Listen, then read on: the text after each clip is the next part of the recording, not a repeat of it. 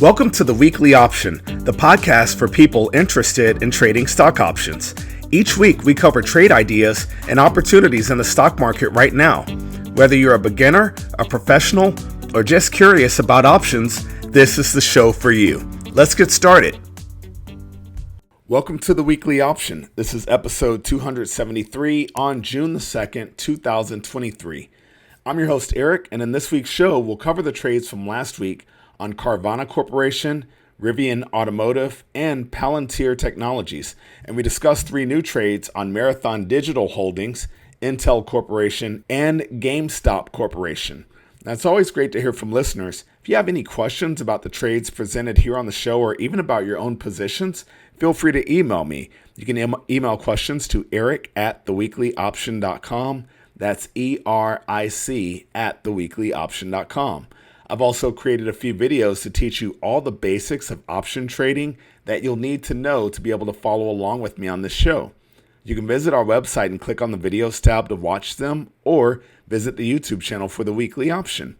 For anyone that wants to learn how to trade options, I teach students how to trade options, not just study theory, with a combination of videos and live coaching calls. If you're ready to take your trading to the next level, send me an email to schedule a phone call.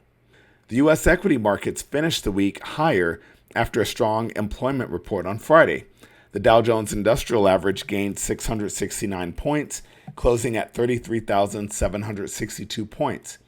The S&P 500 index gained 76 points, ending the week at 4,282 points. And now it's time for the topic of the week. The topic of the week this week is finding your own path. Oftentimes when we start something new, we want to be told which way is the right way to go. That's normal because our goal is to avoid problems and find success quickly. When you work with a coach or a mentor, it can shave time off of the standard learning curve. But even with that help, you still will have to find your own way.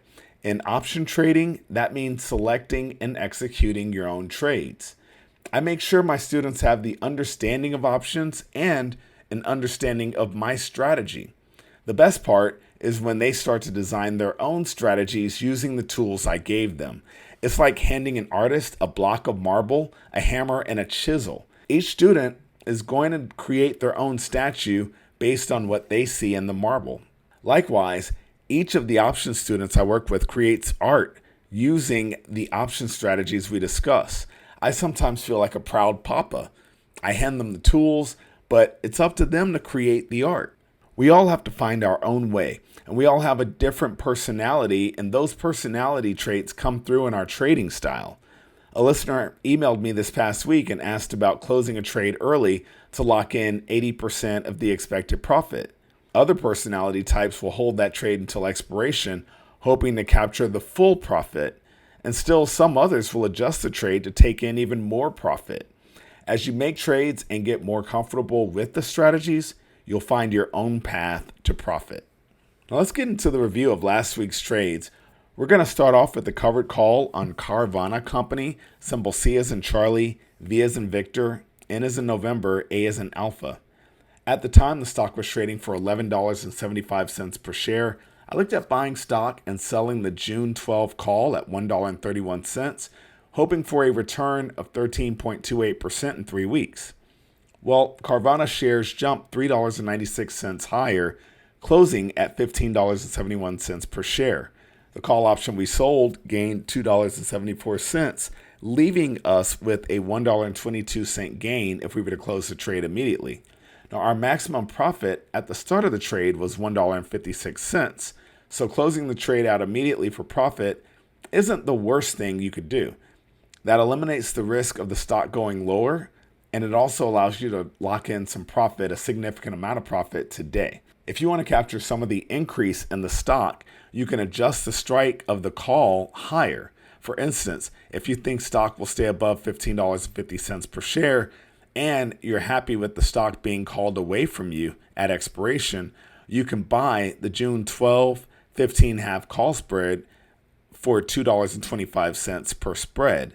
That spread has an intrinsic value of $3.50, which adds another $1.25 possible profit to the trade. There are a lot of possible ways to adjust this trade to add some profit, if you know how to adjust the trades and you understand the way that I trade with spreads. So it's just a matter of deciding what you want. But for sure, this trade is profitable on this first week, likely into expiration. So no adjustments are needed at this point. Next up, we have a credit spread. We looked at Rivian Automotive, symbol R as in Romeo, I as in India, V as in Victor, N as in November. At the time, the stock was trading for $15.14 per share.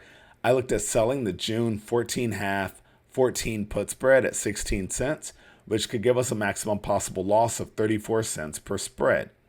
Now, shares of Rivian lost 66 cents, closing at $14.48 per share. The out-of-the-money put spread we sold is now at the money. In fact, our short put option is 2 cents in the money right now. We have not yet crossed the break-even price, so you really don't have to adjust this trade just yet. It's good to have an idea of what you're going to do if the stock heads lower.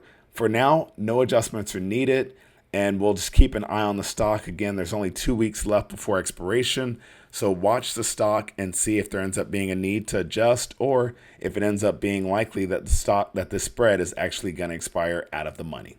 And our final trade from last week was a debit spread on Palantir Technologies, symbol P as in Papa, L as in Lima, T as in Tango, R as in Romeo. At the time, the stock was trading for $13.65 per share. I looked at buying the June 12-half, 13-half call spread for 61 cents, which could give us a maximum gain of 39 cents, or that's a 63.93% return in 3 weeks. Well, Palantir shares gained 86 cents, ending the week at $14.51 per share. The in-the-money call spread we bought is even more in the money. And with 2 weeks left until expiration, and with the stock being $1 higher than our upper strike, it looks likely that we'll walk away from this with our maximum profit of 63.93% in 2 weeks. So no adjustments are needed on this spread either. Just make sure that you're keeping track of stock.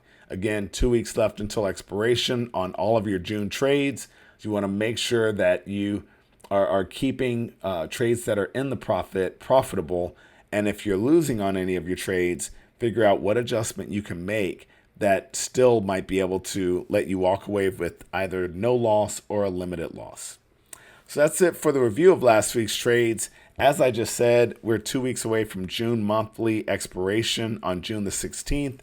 This is the last week that we're going to focus on new trades in the month of June, and these trades are fairly risky because of the shortened timeline. Next week, we'll go ahead and move on to the July monthly options for all new trades. So let's start off with our covered call, as we always do, looking at Marathon Digital Holdings, symbol M as in Mike, A as in Alpha, R as in Romeo, A as in Alpha. The stock ended the week at $10.03 per share. I'm looking at buying stock and selling the June 10-half call at 63 cents, hoping for a return of 10.97%, almost 11% in 2 weeks. Now you enter this trade by buying stock for $10.03 per share and selling the June 10-half call at 63 cents. This trade makes the most money if stock prices finish above $10.50 per share. The break-even price on this trade is $9.40 per share, and in real terms, the stock purchase will require $1,003, and you would collect $63 for selling the option. Next up, we have a credit spread on Intel Corporation, symbol I as in India, N as in November, T as in Tango, C as in Charlie. The stock ended the week at $31.31 per share. I looked at selling the June 30.5 put spread at 17 cents, which could give us a maximum possible loss of 33 cents per spread. Now you enter this trade by selling the June 31 put at 67 cents and concurrently buying the June 30.5 put for 50 cents. This is a credit spread because we are selling the spread, and this trade makes the most money if stock prices expire above $31 per share. The break-even price on this trade is $30.83 per share, and in real terms, you'll collect $17 per spread that you sell and have $33 at risk. And our final trade on the week is going to be a debit spread looking at Gamestop Corporation, symbol G as in Golf, M as in Mike, E as in Echo. The stock ended the week at $24.66 per share.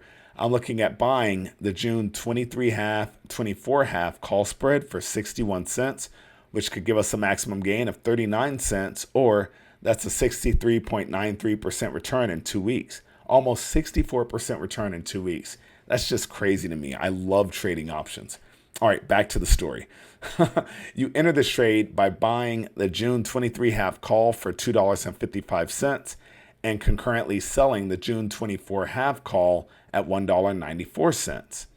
This is a debit spread because we're buying the spread, and this trade makes the most money if stock prices expire above $24.50 per share.